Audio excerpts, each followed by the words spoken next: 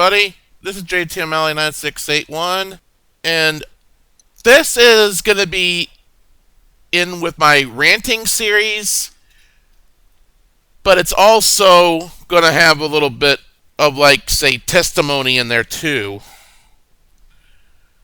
So it's kind of like a mixture, but it's mainly ranting, because I had just recently found out about something.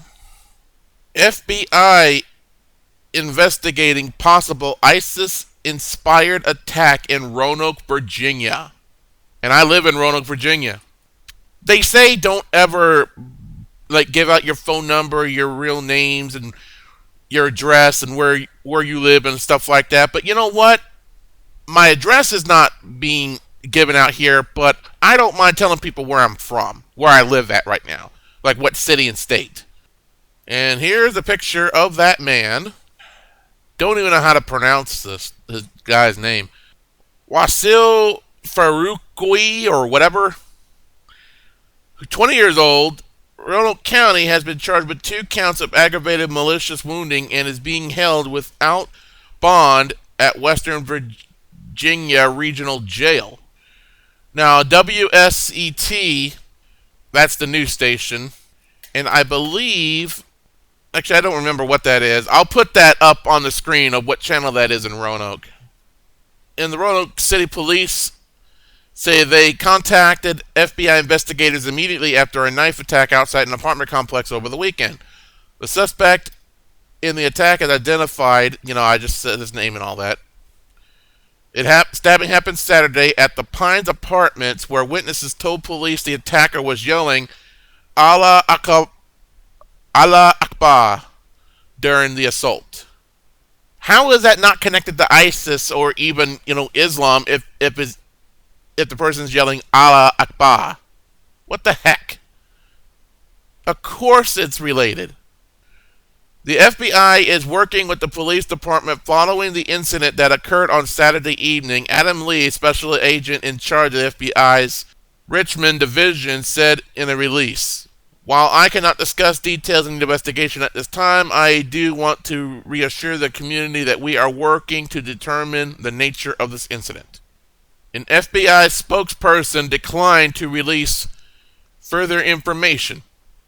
ABC News reported that this guy, I'm sorry, I cannot pronounce his name, may have been trying to behead the male victim in a possible ISIS-inspired attack, but on Tuesday, Roanoke County Police said the victim suffered multiple lacerations all over his body, including his neck, and did not appear to be an attempt of a beheading.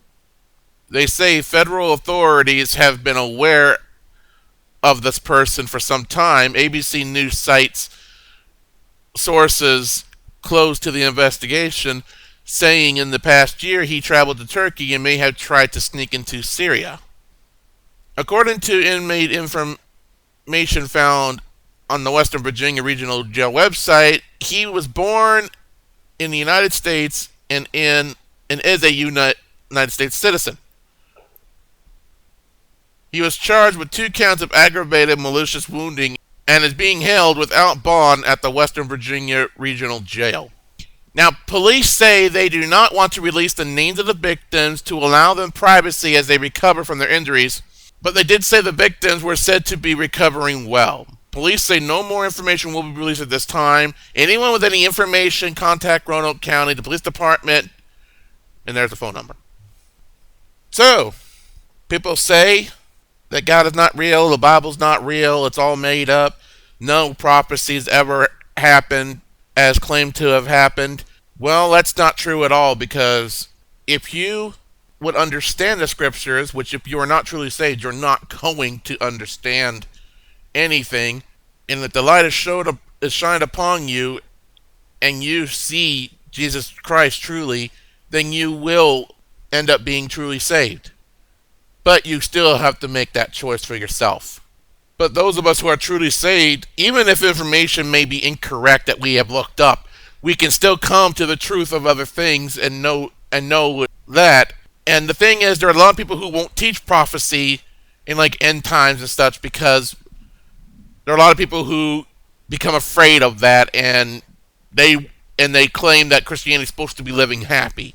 Actually, being a Christian is one of the hardest things you can ever do in life.